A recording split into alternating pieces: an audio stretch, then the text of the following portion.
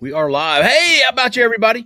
Welcome into the Corner Call-In Show. I'm your host, Jeffrey Lee, Senior Recruiting Editor for AuburnSports.com. Dadgummit, today is Sunday, August the 31st, 2025. We are 48 hours away from Auburn's big victory in Waco, Texas over the Baylor Bears, the Fighting Bears of Baylor. We're also 24 hours removed from Gus Malzahn handing Alabama their ass on a platter. We're going to talk all about that, whatever else you want to talk about, and much more. And here to do it as they always are, 100% of the time when I look on this screen and they're here, they're actually here. Mr. Cole Pinkston, Sir Alan Head. How about you, fellas? How about you? How about you? How we doing tonight, man? I'm fighting the skeeters out here. What a weekend. Yeah. That was a good weekend. Well, and it's not even over yet, right? Yes, from an Auburn standpoint, fantastic weekend, but just a great college football weekend, right? Yeah. The first weekend delivered. You had good games.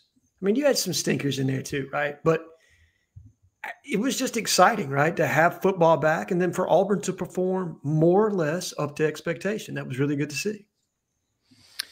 We're going to get to some quick thoughts about the game. We want to get to the phone lines as quickly as possible tonight. Got a lot of folks wanting to get their opinions heard, and we certainly want to hear everybody's opinions. Before we do, don't forget, if you're in Auburn, Opelika, Lee County, looking for some real estate help, real estate needs, anything you need, she's got it. She can do it. She's fantastic. Miss Jessica Andrews with First Realty.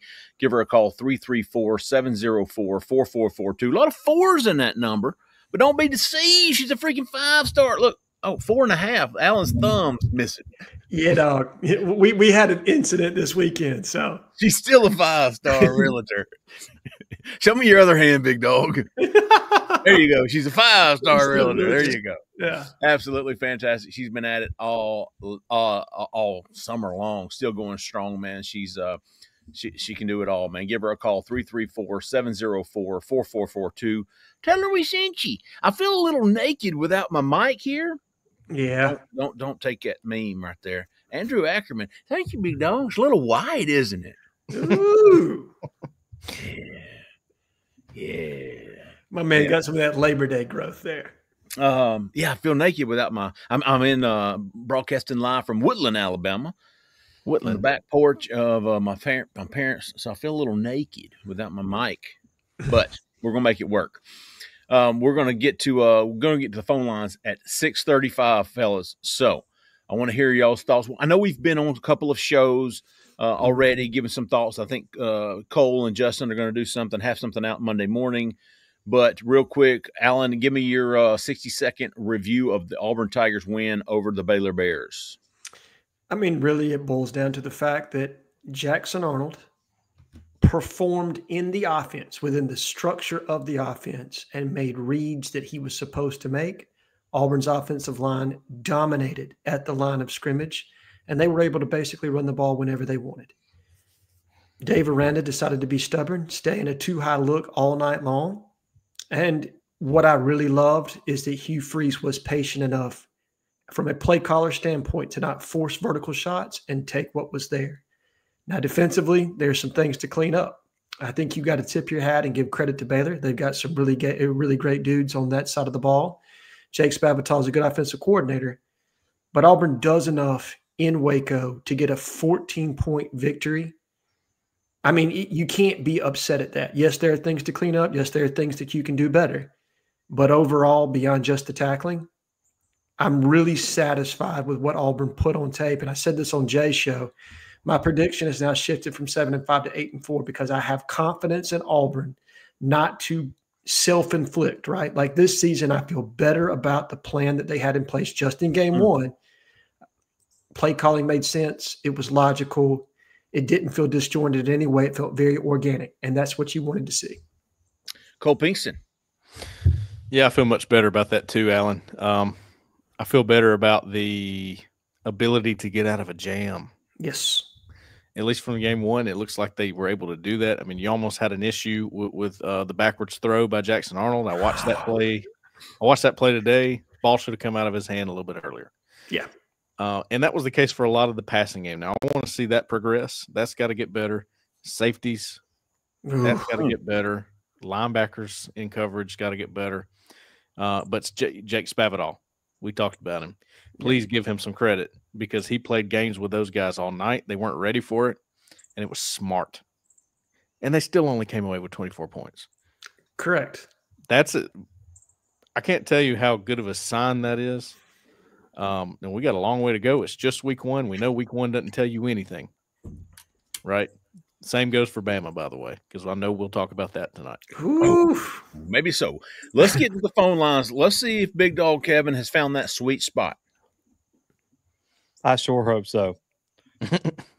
Kevin, you're live, man. Kevin from Wilmer, Alabama. Look at him. He came with a little heat tonight. I hear you, Kevin. Talk to me, Big Dog. How about you, Kevin? Jeffrey Lee. How about you, Big Dog? I thought Jackson Arnold is our quarterback, and we will go 12-0. Allen. Oh, so close. He did say 12-0, Allen did. that. So get that 12-0. get that in there, Kevin. I like that. Man, we had him really, really clear there for a second. I'm going up North Alabama on Wednesday. Going to Coleman? Yeah, going Coleman at Fairview football game. He's going to see Fairview play. Oh. Hey, Kevin, what about you wedding, Big Dog? How's that going? He's got to check his wedding venue, too, while he's there. We're planning for that on next July. Oh, good. Okay. Okay. Yeah, that's right. Your mom Yeah. was in and out. Y'all had to postpone, so moved it back to July. Yeah, because my mom. Well, that's better than any time during the football season. Hopefully she's getting out. Okay. Well, we're going to be thinking about her, Big Dog. We appreciate you calling in. And I thought Cam Coleman did good too. Had 2 targets, 1 catch. Is that right? Yep, 1 catch. Yeah. Yeah, it was a good catch. It was. Big play. And Singleton did good too. Who's that? Singleton. Singleton. Eric. Yeah. If nothing else, his presence in motion. Did Quan Fagan.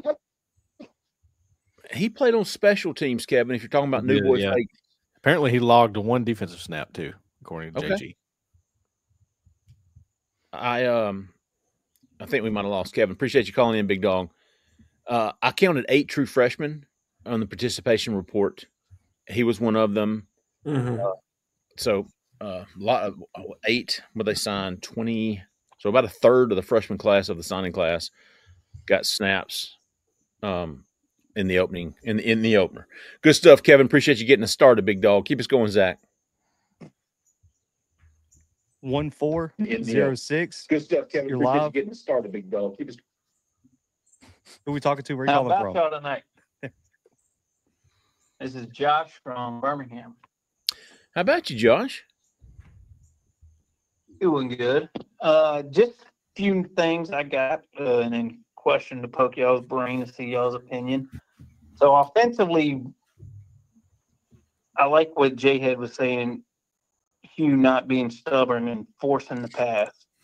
But offensively, do we see future opponents taking a page out of Aranda's book, or is that Aranda being scared and saying, I'm not going to let Cam Coleman and Eric Single beat me in this game. They're going to have to beat me by running. And then defensively, I feel like we started giving our front an opportunity to make some plays. But again, 3rd and long bit us and 4th and long bit us all night. And second. And then Winters, I really like him on that back end. He played a lot. He made some mistakes, but he's young. And I feel like this is it too much rotation going on the defense, or is this going to be growing pains because of these young guys? And then special teams are special again. I just want to know what we're going to do with field goal moving forward, because anything 45 or longer, I'm a little worried for us. Josh, I would have been curious to see, had Auburn kicked that 4th and 1, like who would they have trotted out there? I didn't have confidence in any of them, to be honest with you. I said on JG's show that I don't think kicking was an option. I think they were figuring out which play they were going to run, is why they called that timeout. But you talking about the back end, Allen, as well as what was the first part of his question? First of all, I blame JG Tate for the J-head reference. All right, and I've taken that up with him. But what was the first part of his question? It was the offense. Yeah, basically, would they play too high shell on Auburn because of the offensive weapons, or was that unique to Dave Aranda? I mean, I think what you'll probably see moving forward is a combination of different looks in the back end. And I think Baylor mixed it up some, but what they didn't get away from was just the too high look. They never went to a middle field closed, one high safety look where they tried to single up, just because I think, and Cole, I want you to talk about this because you studied their personnel more than I did. They were very concerned about putting their corners on an island with Auburn's wide receivers. I think they felt like they are absolutely not giving up vertical shots. And that's why I was proud to see Hugh, because to me, that's growth for him as a play caller at Auburn. I mean, I think he's had that kind of patience before in his career. But at Auburn, it always felt like, and Cole, you said this a couple of times last year, they tried to force the action some, right? Like they really tried to hit plays that just weren't there. But they found an identity the other night, and they stuck with it.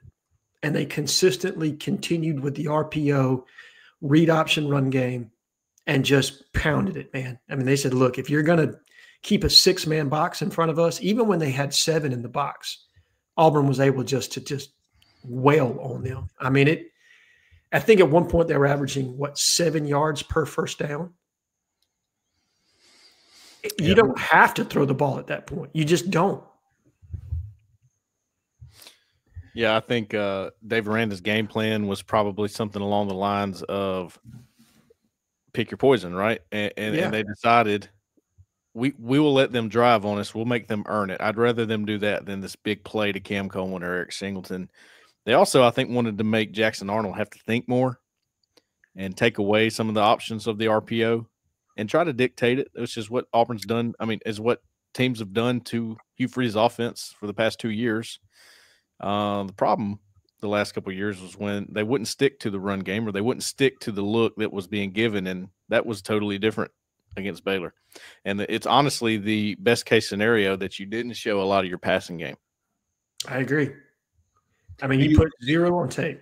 Do y'all think there was too much rotation back on the back end there with the safeties? We saw a lot of different bodies back there. No, I think they're trying to figure out who can play, and they still haven't.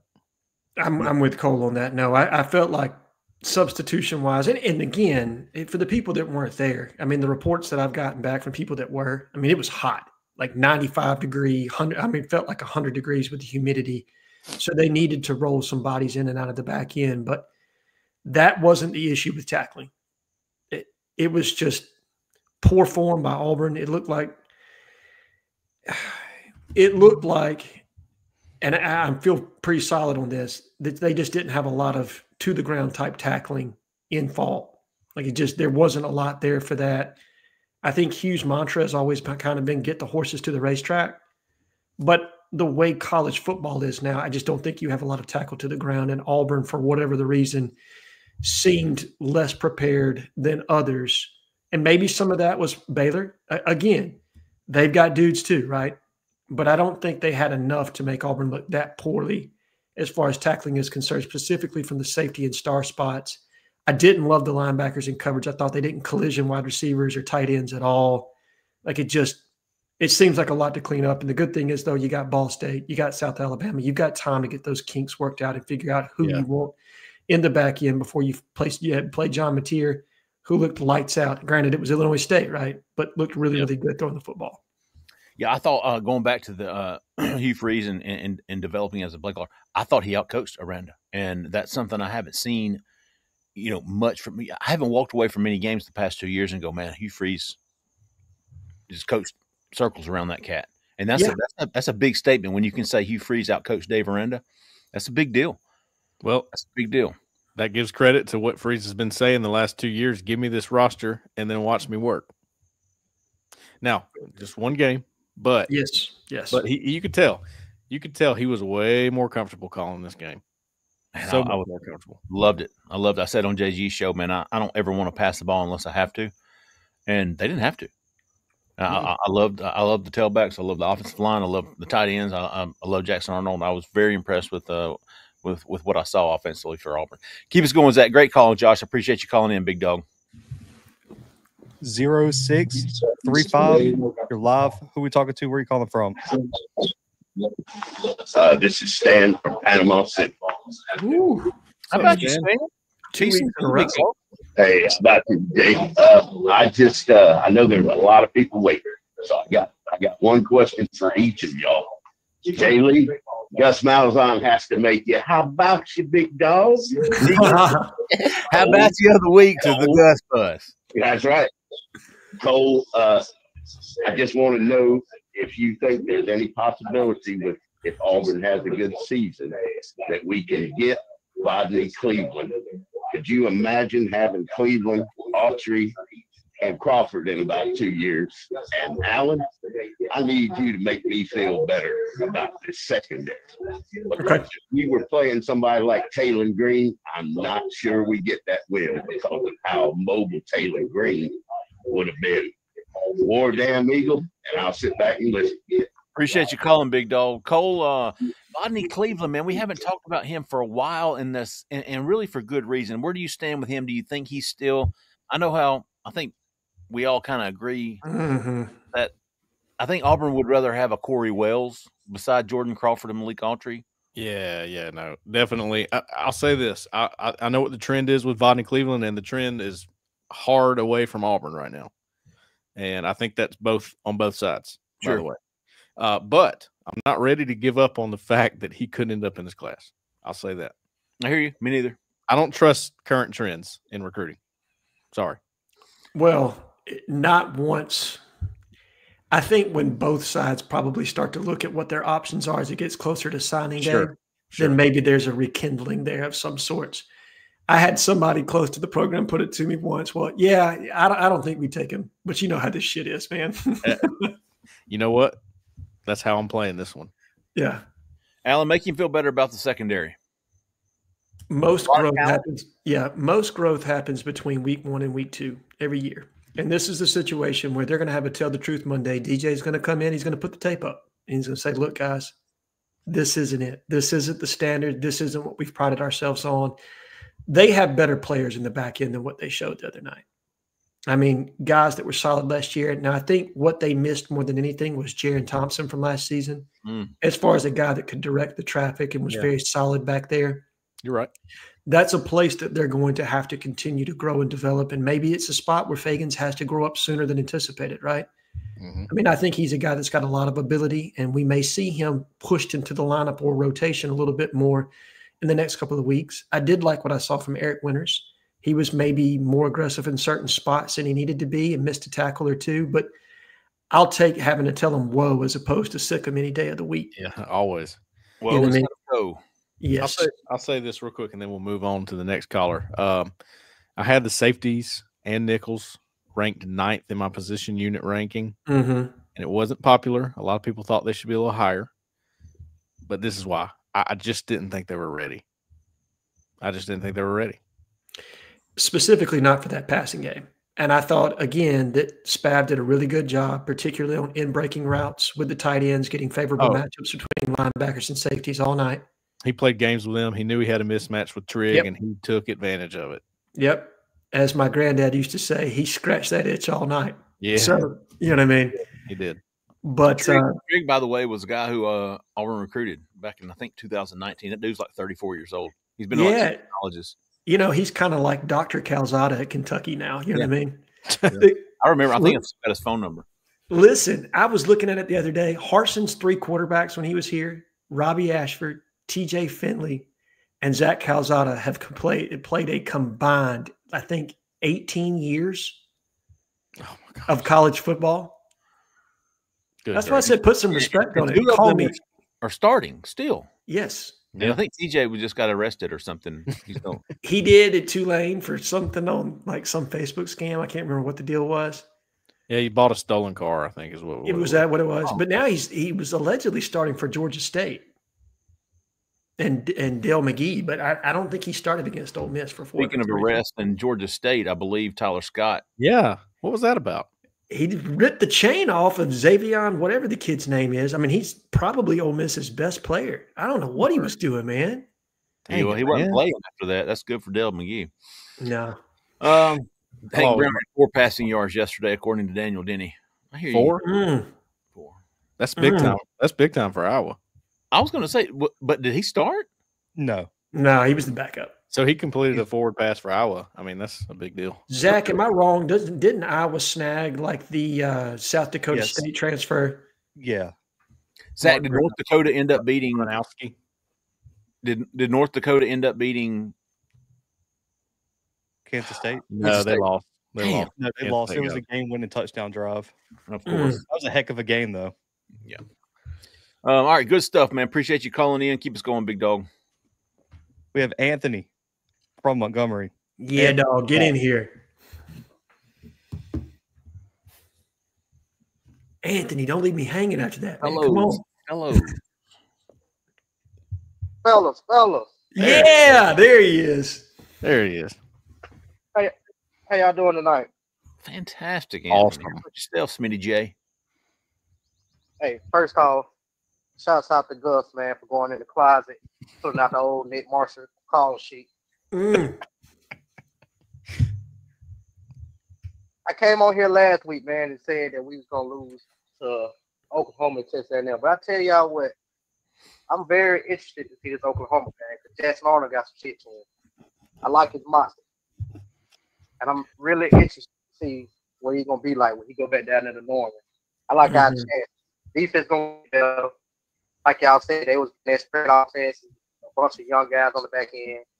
It shapes up perfect. We got 2 cupcake games, so we can get the passing game going, and the defense gonna settle in. But that Oklahoma game is shaking up to be one. They mess around and let us get one of those Oklahoma and Texas A&M games. It's gonna be an interesting season. But it just felt good to see offense that looked like offense and not high school. Yeah. You could tell that he was in his bag. Not the running backs ran good. That was good to see how they split the carries up. I put it on the corner. How it was the perfect blend between both of those guys. DeMario ran patient, and he presses the whole. Cobb come in. He ran down here. It was good for them to give Cobb some carries between the tackles. So we haven't seen that much for him in the last 2 years. That's right. I'm just excited, man, to see how the rest of the year go. I like the way we look. Man. I'm telling you. We might do something this year for real. For the first, you like y'all said, he just looked comfortable, man. He can look. You can tell that he know what he has on this roster offensively. If he just don't do too much, stay inside the system. I think he finally got the guy that he needs to run the place that he needs in Jackson. Jackson made some good reads, and in his 2 years. He haven't had a guy that can make plays when the play breaks down. A couple of those times you can just see Jackson just create. And he best offense had guys that can create. Chad Kelly and Malik Willis, even Bo Wallace to a certain extent. So he finally got that guy that can move around back there and make something happen when the play breaks down. And I think he finally can get in his bag now because he trusts what's in front of him on his offense. I just wanted to say that. Now, Anthony, the confidence in the offense for the first time since Hugh Freeze has been here, after the first drive was 3 and out. Yeah. Everybody was freaking out. I was, but after that drive, after that second drive, Auburn took it, I think 97, 98 yards to take the lead, never looked back. After that drive, dude, for the first time since Hugh Freeze has been here, I was excited to see the offense run out on the field. I was. You know, I wasn't going, oh, my God, what's going to happen here? You just never know. I was excited. I had confidence in that offense. I had confidence in that unit to see what they were going to do. I agree. I mean, I think sometimes quarterbacks like Jackson, they need to get hit. You know what I mean? Like, it kind of wakes them up a little bit, right? Like it did. And then when he broke that first one, you could tell he just started to get comfortable. And the more reads were there, the more he completed passes. Like after he ripped, I mean, he hit a whole shot down the seam to Malcolm. Mhm. I mean, I probably wouldn't have gone there with the ball, but he did it anyway, man. Let me ask you, on that pass, did Malcolm have to turn around? Yeah. Okay. Yes. So it wasn't a great pass. Well, actually, I think RG3 it broke. was. By the way, Yeah. I don't care what anybody says about RG3. No, dude, he was terrible. I learned so much from him terrible. listening to him. I learned a lot. was He terrible. taught me some things. I don't like his voice, but he taught me a lot. I'm with you. I kind of liked it. Oh my God, y'all gotta go. I will third that. I thought he did a really good job Okay. compared to what I thought. Let me say this. He made a great point on that play. He said, Mhm. if you throw this over the top, I Yes. think he even said something like, an Auburn quarterback would have done this. You throw it over the top. It's a pick. Safety's coming down with that. The only chance you have on this play is to put it on the receiver's number.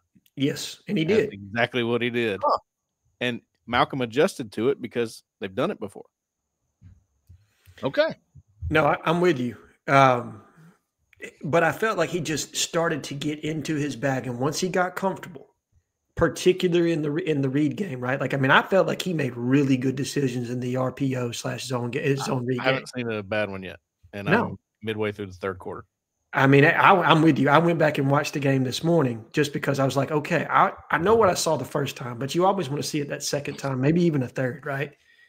But I felt like he made really, really good decisions, and that's what you wanted to see. And the other part about him that I really like is he's very natural running the football. Cole, you talked about this. Jeffrey, I think you and Jay have both said it as well. But there's a difference between him and Peyton Thorne in that Peyton Thorne was mobile, but it never looked natural like when he was running with the football, right? Like Jackson has some natural movement ability to him. He almost looks like a running back at times. Right. Like it's natural for him to pull it down. Peyton looked like the man being chased by bees at points. Like it is what it is. Yeah, it didn't look fun. For No, him it to have didn't. to run. It looked like Jackson Arnold was having a ball. doing that Yes. stuff. Yes. It looked like it was very natural and comfortable to him to be able to do that. Now, I don't want to see him be Thorne running. was running, going, no. Yes. And Jackson Arnold was going, yes. Exactly. Like this is what I want to do. This Yeah. is what I'm born to do. Right. Like, so Yeah. to Anthony's point about his fit within the offense, I think there's something to that. I was very encouraged. Now, again, we need to see the vertical plays, in the passing game. You need to see more of that because you're not going to be able to do what you did against Baylor, against some of these other teams. I don't think you're going to be able to do that against Oklahoma's front. I doubt you'll be able to do that against A&M, Georgia. No. So we'll talk about Alabama in a whole other bucket. I'm sure we'll get there at some point. But yeah, good stuff, Anthony. Appreciate you calling in. Appreciate everything you do for the site, big dog. Fantastic, an elite contributor to the to Auburn Sports. Agreed. Absolutely.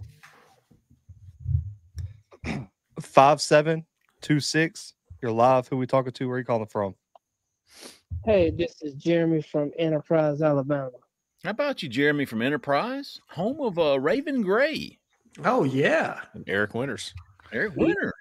that might be the better one. I got to enjoy him, while he was down here. So, it was good to see him, actually play. It's a good weekend when Auburn wins and Bama loses and doesn't even cover. Glorious. It's glorious. Yeah, so good weekend. Now, y'all, I felt really good about the game. I had to work Friday night, so I recorded it, and I kind of was doing like what Cole Pinkston likes to do, study the film and doing all that. And, I felt real good about this offensive line and the gameplay during the game. And, I do think that Dave Aranda was trying to keep all the wide receivers from really having big breakout games, and that was fine. But going into this season, I feel like this offense has a different feel than what we've seen, even going back to the Gus Malzahn years. My biggest takeaway is that Jackson Arnold had a comfortable game plan, and he ran it as smooth, I think, as you could. The only problem I have, and I think this has been talked about during the show already, is that the tackling. I think there's somewhere in the line of being, young and maybe some of these guys are unexperienced, or maybe just, the first game jitters. But I think if tackling was just the issue and you're looking at the offense, I would take a tackling issue that you can fix than having, offensive issues that we've been complaining about all year long. So, what's your thoughts of the game plan? Because I thought it was very simple and easy for, Jackson Arnold to understand. And do you think that this is just an easy issue that you can fix in the secondary, or do you think this might be something that we may have to just kind of deal with game by game, and they're just going to learn? Thank you for letting me call in. Appreciate you, Jeremy. Good stuff, man. Hey, I want to say, first of all, if you remember pregame, Dave Aranda was talking about how he was going to stop the run. You remember that? I think we talked about it. Yeah, a couple of shows, and I was like, that's bullshit. That's exactly what you said. Yeah, I don't believe that for a second. And he didn't. So, but tackling. Okay, here's what I did. So Friday night, I looked at how bad Auburn was, and so when I watched football throughout the weekend, I was like, was this an Auburn problem? And it mostly, I didn't see that as obvious from other teams. Mm-hmm. And I think you mentioned that earlier, Alan, was this Auburn specific? And I know it was week one, and I'm sure other teams had tackling problems. I think Alabama's linebackers were pretty poor at it as well. But the LSU and Clemson, I didn't see, just obvious, bad angles and bad tackling. And those are playoff teams. Yes, both of them. That was a game, son. Yeah. That was a game. Blake Baker was in his bag for LSU for sure. Yeah. So, but as far as tackling goes, we've talked about, is that something that's going to concern y'all moving forward? No, I don't mean to cut you off, Alan. No, go ahead. I feel about the secondary right now, or even not even secondary. I think the corners played well, by the way. Yeah. More so the safeties and the linebackers. Those two groups, I feel about them like I did the offensive line a year ago for Auburn. I felt like the potential was there. I went to bat for them. I fought people on this show for the offensive line last year because people don't understand offensive line, number one. Number two, it was not just they were not just getting beat man on man. A couple times Xavier Miller got beat head up, but it was misalignment. It was missed assignments. It was a game plan, coaching problem, schematic issue. That is exactly what I saw with the safeties and linebackers. It's a fundamental schematic issue that can be fixed pretty quickly, especially the schematic part. I think DJ Durkin is probably, if he had hair, he'd be gone right now, but over that kind of stuff. Yeah. Which is why he had Jaquez Robinson in the game, because he believed he was the one that wouldn't screw that up. He's the oldest. He's been around longer. Yeah.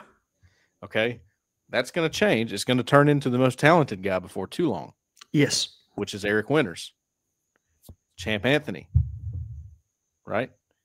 They got to learn. They got to figure it out.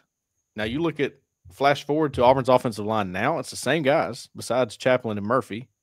Miller played too, by the way. Boy, do they look better. Yeah. They do. How are they looking pass pro? I thought it was clean. Okay. I mean, they had a couple of issues. I have one play where Murphy let a guy beat him on the inside. Yeah. But other than that, everything looked pretty clean, and they're not in these drop back passing situations. They didn't have many passing downs. Right. Stayed out of it. 16 passes the entire game. And you know what? What's great about this? A year ago, that would have been against Alabama A&M, where you found out, where you learned, okay, well, they're not in these situations yet. We haven't seen it yet. This was against Baylor, guys. Baylor's pretty good. They're not bad. No. I mean, that's a bowl team in the Big 12. I mean, you went into, I think they'll win 7 games. Probably. Maybe 8, contingent on I haven't looked at their schedule. I know they got a tough one this week against SMU, but I think overall they're probably a top half of the Big 12, football team. So I'm with you, Cole. It was good competition. I think the one that surprises me on the back end was Caleb Harris. He just had a really tough night. I expected more from him than that, but if I know the kid like I think I do, nobody's harder on himself. And nobody's harder on him than he is on himself right now for that kind of a performance. And I think he'll probably get better. Yeah. But again, when you think about Jaron Thompson and maybe some of the effect he had last year on Caleb Harris, on making sure he was in the right position and kind of being that stabilizing presence back there, you don't have that bit. I mean, you've got Jacquez Robinson, but I don't know what to expect from him moving forward. I hope more than what we saw the other night. Champ is still slightly injured. Does he continue to, as he gets healthy, does he get more confidence and play a little bit better there in the back end? Does it become Fagans and you roll with your 2 young safety or 3 young safeties back there? I don't know. From the star position, I'm going to be interested to see if Pleasant doesn't make a move down to star. That's one where I think he needs to be on the field. I think he needs to be on the field. I think you got to find a way to kind of get him more into the mix. And I really liked what you saw from your outside corners in that game. Like I feel like you have a nice 3-man rotation without forcing him out there. And if you can get him some snaps at the star, I think they also, the young linebackers, having Dorian Mausi last year, just such a solid player that doesn't get enough love from Auburn people with what he did. I felt like Rob had a good start, but kind of faded. And I need to see more from that group. Again, young, being exposed, good offensive coordinator, good skill talent. This is good for them. To learn this way out of a win as opposed to a loss, that's really good to put on tape and something DJ's going to hammer. Let me say this about Harris, and we'll move on. My rewatch during the summer revealed that he had some tackling issues, guys. And I know what PFF said. They had a graphic for it. I don't care about PFF. I watched the film, and I disagreed. I thought that there were some tackling issues. There's a guy on our board that, when I wrote that, he posted the PFF picture on my comment, and I was like, "Bud, I don't care about that. Here's a play right here. Watch this play. Don't look at PFF. Look at the play. I got it right here for you." So we get to this season, he's got a little trouble tackling. It didn't surprise me. And PFF backed you up now, by the way. Like Caleb Harris was the second lowest graded defensive player for Auburn in this game.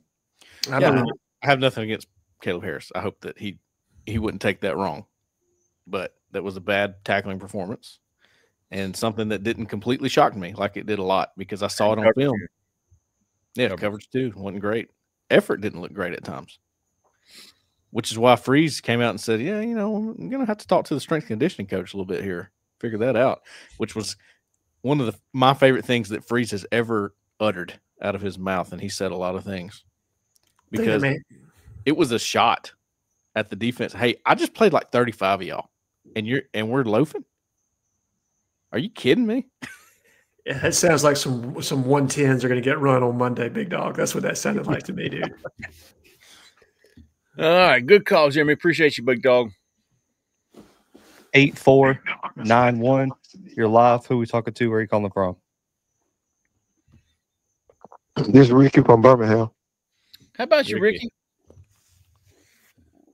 Hey, I had a lot to talk about, but I'm trying to keep it short. The first thing I want to talk about is do we have a superstar potential athlete in Jackson Arnold? My second question would be the simple things that need to be fixed on defense can be fixed by the time we play Oklahoma. And my last question is, did both offense and defense find an identity on Friday night? And my last thing I want to mention, where was Blake Woodby, Jacoby Matthews, and Malik Autry? Okay. Good stuff, Ricky. Appreciate you calling in, big dog. As far as Blake Woodby saw action, Malik Autry saw action. I did not see Jacoby Matthews. But as far as Jackson Arnold, potential superstar, absolutely. He was a consensus 5-star recruit, Gatorade Player of the Year out of high school. Absolutely has the ceiling for him is through the roof. As far as can things be fixed on defense before Oklahoma? Absolutely. Sure. Absolutely. They can be fixed before Ball State. And you hope they are. Right. So I think nothing but, as far as I'm concerned, everything – it was positive across the board because of that, Ricky, is because those things can be fixed. and we all expect them to beat. Especially with DJ Durkin running the show on that side of the football, you got confidence in that guy. You know he's going to get these things, get things worked out. So I'm curious to see how things look against Ball State. But all right, Ricky, appreciate you calling in, big dog. 5202. You're live. Who we talking to? Where are you calling from? Hey, fellas, Darren down in Niceville, Florida, and let me say, what's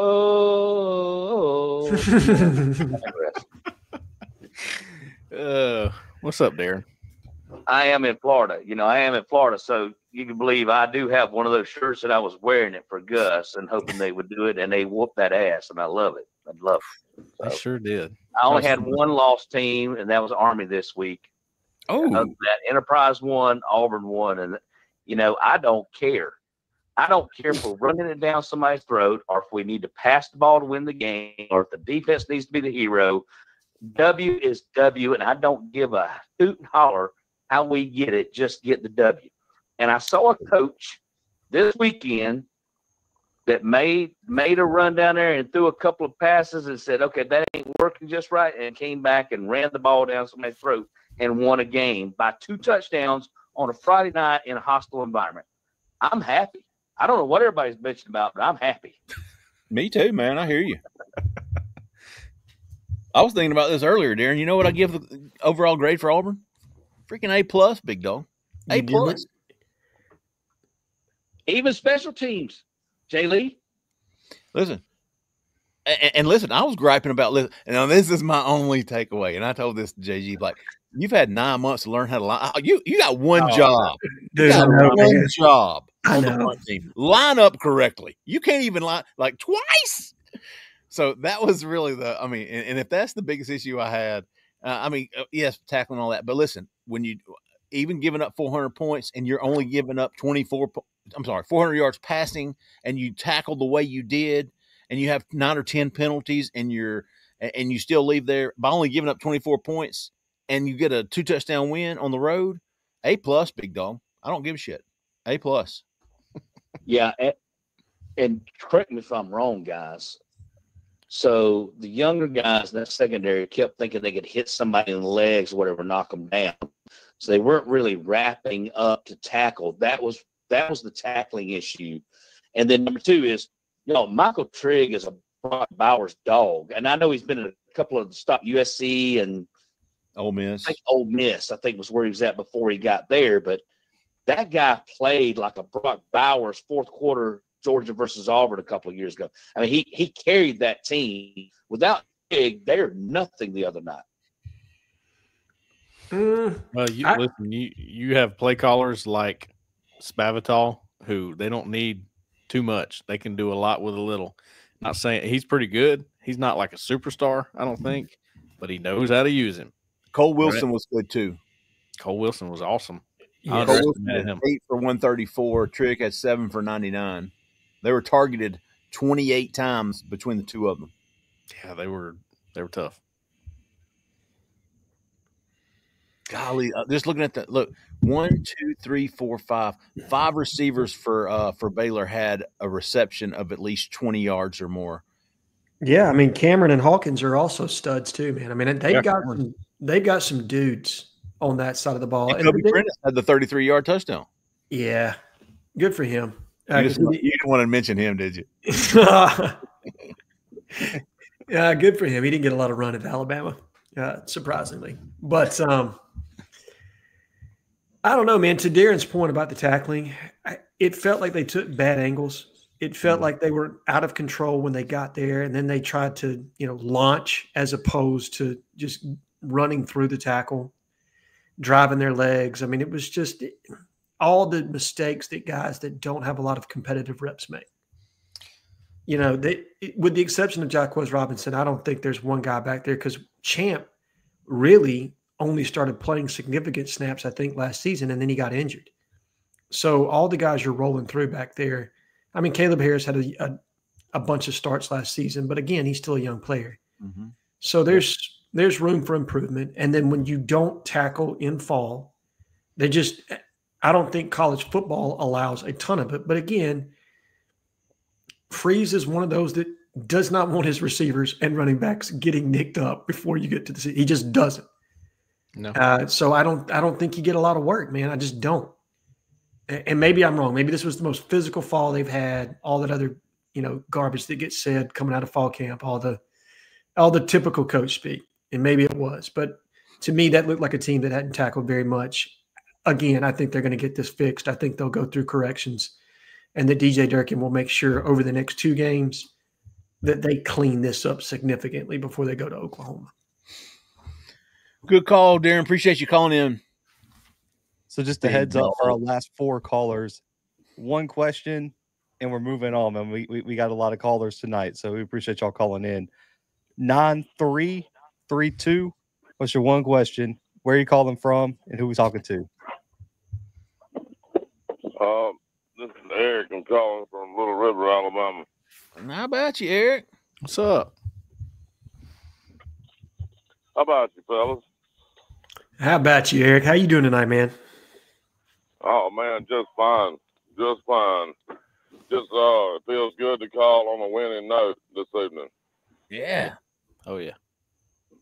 But I'm not going to take up too much of your time. I just wanted to mention a few things that I saw that has already been talked about. The missed tackles, man. The tackling in open space. I just feel like we could get that cleaned up. I think we'll be okay on that. And then I think we need to get more balance as far as throwing the ball. Hopefully the offensive line in the future will give Jackson a little bit more time to throw the ball. Yeah, hopefully get to see that more this weekend. Yeah. Absolutely. Well, man, great show, guys.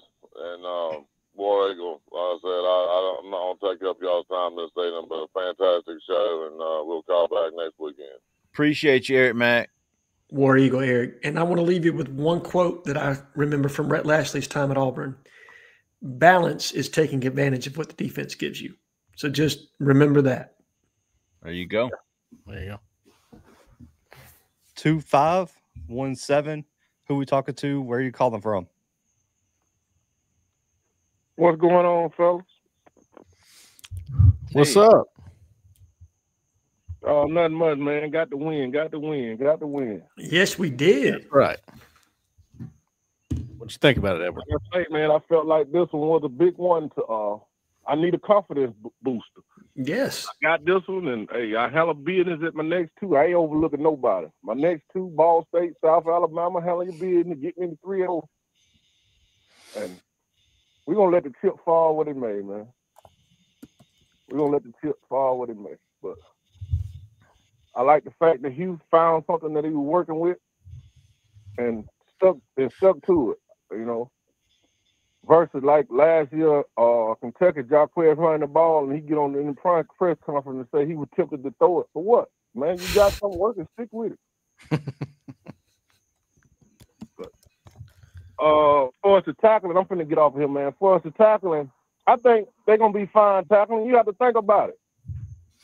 They've been going against Cam Coleman, Eric Singleton, Horatio Field. You better believe they ain't tackled none of them guys to the ground on fall camp. Hugh Freeze wasn't allowing all that. So, hell, they really ain't tackled. And you can tell. That's true. DJ Durkin to get all that fixed, worked out, man. DJ Durkin to get that worked out. Shout out to my guy, Gus Malzahn. And that's pretty much it. Alabama, I hate to say it, but you're done, fella. No. I hear you, Edward. Listen, I love you, man. I can't believe they just didn't see the wheel route coming. They just didn't see it coming. How's that possible? All right, let me say this.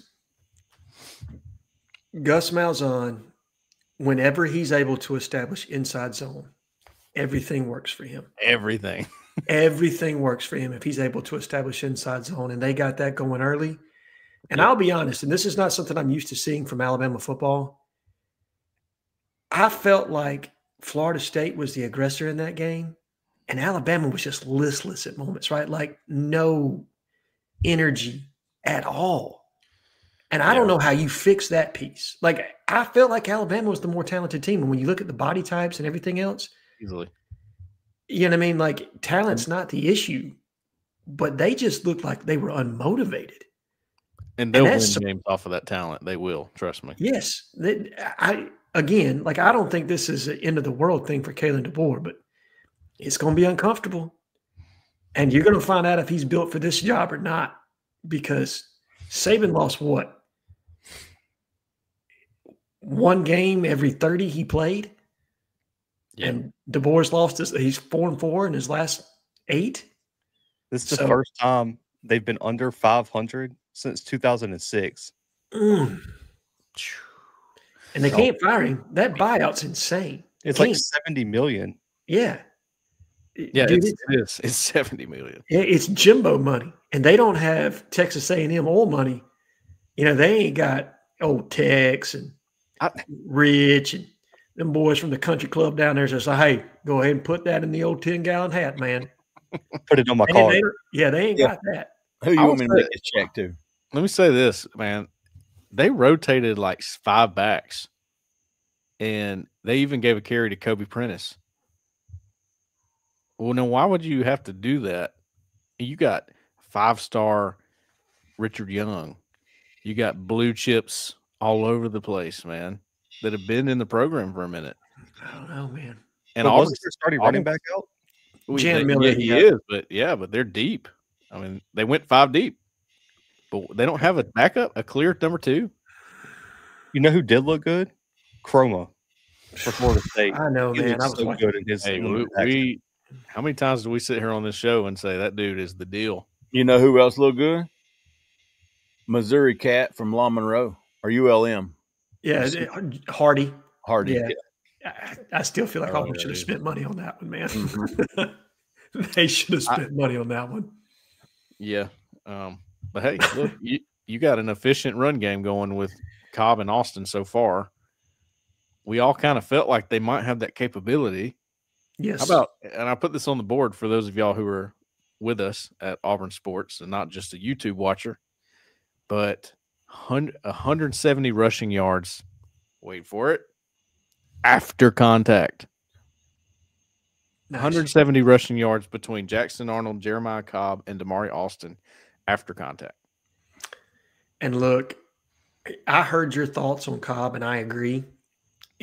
To me, he left yards on the field, not just because of not being able to keep his feet, but it felt like even though his vision has improved, he still was not as patient as he should be some on inside zone. And if he just presses the hole and moves it one gap over, he's ripping it off for 25, 30 extra yards, man. I mean, they were there. Listen, that's okay because he's more of a hammer than Damari is.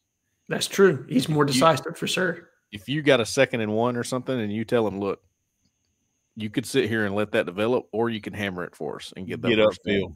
I think he's the guy you pick almost on that. By the way, on the coverage, on the tackling, real quick, Durkin, did y'all see his quote? He didn't seem real worried about it. No, I think he was pissed, honestly. He said we played a lot of guys. Some guys were showing they weren't quite ready. That's okay. We'll get them ready. Okay. I like it. And if they don't, we're going to play somebody else. Like that, I feel like that was we have others. Yes. They do. They do have options. We got one last. Yeah. Good stuff. One last caller here. They were there. 8021. Who we talking to? Where you calling from?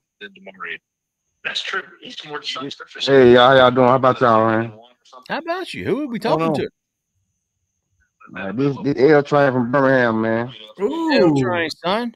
L Boogie, I like it, man. Yeah, man. I just called me. Y'all don't talk about everything I want to talk about, man. I want y'all to know I think my prediction still holds right now about Jackson Arnold making it to New York. Okay, he got a lot to do, but like I said, he still got a chance to get to New York, and nobody believe he can get there but me. I want to note that. Okay. Hey, on record. I still didn't get to New York. On digital record, right here on this show. Certainly didn't hurt his chances Friday night. Alan, L Train said it before.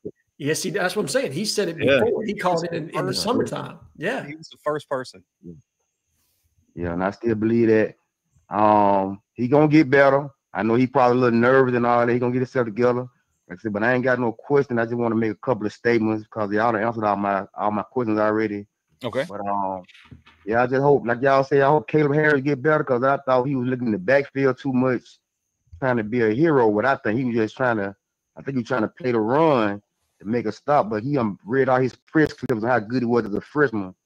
Yeah. Instead of doing his job and stuff, he like said he wanted to make a play so bad, and he wasn't doing his job. He letting the man they put him on a man-to-man or doing that long pass play he gave up. And he was looking in the backfield on that touchdown when the wide receiver ran right by him. He got his eyes in the backfield instead of doing his job and falling back. But I believe he can get it together. And I do want to see new boy. I do want to see him in the game, man. I love that little boy, man. I hope he get in the game soon. Because I know he's a ball hawking player. He's trying to get interception. That was new boy trying to do. He's trying to pick that ball off. He's gonna play the pass, and I want to see him out there. And I just hope they get that chocolate thing together, man. And it's something else I wanted to say. Man, my mind I went blank. It happened. Justin, man, I just hope Justin got doggone and just do what he got to do and take care of the ball. And he's gonna get better. And I hope they figure out how to beat that defense. They gotta learn how to beat that cover 2 defense or that man on the defense that they were playing us. They got to learn how to beat that because other teams gonna run that same defense. We got to be able to pass the ball. Yeah, we can run it a little bit, but they got to learn how to beat that defense. They got to learn how to beat that. Teams gonna copy that defense. And Cam got to get off them press coverages too. They got to get off them press coverages. They let them receivers jam them up and keep them on that line, man. They got to learn how to beat that too. But like I said, y'all don't cover everything that I want to talk about. I just hope Caleb Harris get himself together. If not, they're gonna have to go and put new boy in there, take his place or whatever they got to do. We trying to win, man. Like I said, and I believe we're gonna go into Oklahoma and win that game. We're gonna be going over Texas A&M, win that game. Like I said, everybody gonna believe in Jackson Arnold when he beat Georgia. That's when everybody gonna wake up and believe Jackson Arnold gonna be a good Heisman Trophy candidate. After we go 6-0 and beat Georgia. And that's all I got, man. I ain't called in a while because I really had nothing to say because it was talking season. I just want to get to this first game before I made my next call. And I'm going to be calling in probably at least once a month. Come on. Man. I love the show. Y'all keep it going, man. Love y'all, man. Appreciate you, L Train. Love you, big dog. Hey, let me ask you this, guys, before we go. True or false? Auburn enters Missouri game 3-3. False. I'm at true right now. I'm gonna say false, man, but maybe that's me wish casting. I don't know. There's a part of me that's still torn. Like I need to see some improvement in certain aspects. Close. I'm pretty close, dude. But I mean, think about this: if Auburn goes into Missouri 4-2, get one of those guys. Get one of those 3. Oklahoma, A&M, Georgia. Get one of those 3. You're 4-2 going into the second half of the season. That is absolutely and realistically you're capable of running the table the second half of the season. You're talking about 10 wins are on the table. You're talking about 10-2. Yeah, I mean you are theoretically it's viable at that point if you can get to 4-2, right? Now, again, I think Alabama's going to improve, or at least you think they do. But again, the lack of energy and effort, man, that was just not what I'm accustomed to seeing. And again, I don't know how you fix that part. They mirrored the coach. He has no. I mean, he has. Listen, he just doesn't do it for me, big dog. I've said it before. We really think the guy that follows the guy that the field was just named after is going to be that much better. Look, and I think Kalen DeBoer is a fantastic coach. I do. Sure. I think there are some guys that are built for this kind of a job. I mean, look, Alabama and Auburn jobs, and Alabama even more so than Auburn, is a fishbowl, man. And learning to operate and deal with that and the pressure that comes with it. Some guys are accustomed to that and others are not. And I don't know at this point if Kalen DeBoer is built for that. We're going to find out because you lose a game like this, it gets uncomfortable quick, man. I mean, I made the joke on the board. He might want to call Bill Curry on, survival plans, dude. Yeah, I mean, I really do. I mean, I think Alabama's going to improve. Or at least you think they do, but again, I don't know how you fix that part. You know what I mean? Like that might be a real phone call he needs to make. But again, go ahead, Cole. I'm sorry. I'm sorry. I cut you off. No, you're good. Jump in here. When you have a talented and loaded roster and you can't win a game like that, it's tough. It is tough to get over that. You cannot do less with more. You can't. It's not an option. It doesn't seem to be. But this is an Auburn podcast. Let's get back to Auburn and Jeff. Well, I want to say, I forgot what y'all said. True or false? Auburn enters Missouri 3-3. False. I'm going to say false. I said it was true just a second ago, but the more I think about it, it's not that I don't believe in this Auburn team. It's just I know how emotionally charged Jackson's going to be going into Oklahoma. You know he wants that game. Can Hugh get him on a level field where he's just doing what he did against Baylor? Are you going to run the offense the way it needs to be run? And defensively, can they clean some things up? If they do both of those things, I think they beat Oklahoma, but I don't know that just yet. I didn't get to see Oklahoma or A&M. So I'm holding true with my, and listen, I'm not ready to crown Auburn, anything after that game. I was very impressed. Don't get me wrong, but I'm still at 3-3. Ask me again next week. Let me see. I'm trying to watch as many Auburn opponents as possible. I watched Missouri. Missouri's defense is terrible, at least in the first game. Yeah. Their defense was spotty at best. The offense, they have a run game with Hardy. They have a passing game as well. I like the quarterback. So I'm saying true for now. No, I hear you. We'll talk about this again. We'll ask this question each week until we get there. It's just the run they got to go on, right? Like you play Oklahoma in Norman, right, and then you got to go to A&M. Go right back to the West. Yeah, Kevin Concepcion is going to be a problem for our back end. And then you got to come back home against Georgia, and nobody knows what Georgia is or isn't because Marshall, what did they lose? 70 players off that team or something that portaled out of there after their head coach left? Oh, gosh. I mean, it was a mash unit, dude. So I didn't get anything out of watching that Georgia game other than they look like they're supposed to, but they haven't played anybody that's a quality opponent yet. Ooh, Darren Moore just saw a 10-point. Ooh, get out of here. Behind me. I was like, hey, now. All right, man. Shows are so much more fun when Auburn's doing well. It's so much more fun when Alabama's not. And it was a fantastic weekend. Let's go watch Miami and Notre Dame. See if Zach Etheridge, what his safeties are looking like down there at Miami. Yeah. How about Miami true freshman Malachi Toney just had a touchdown. Remember Malachi? Where is he from? He reclassified last year. He's supposed to be in this class. Yes. Huh. Wow. So he's 17 years old. I think he is. That's exactly what Nako's just tweeted. Hey, he's 17, by the way.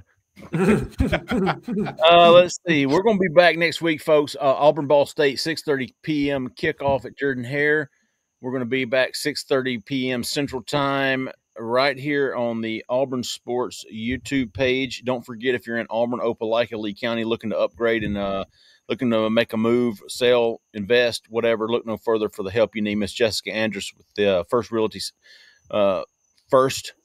Give her a call, 334-704-4442. As always, tell her we sent you. All right, folks, that's going to do it. Fantastic show. Thank you for all the calls. Thanks for watching. Thanks for listening, whatever it is that you're doing. We appreciate everybody, man. For Cole, for Alan, for Zach in the back who stayed in the back, I'm Jeffrey Lee, man. Y'all stay that left lane. See ya.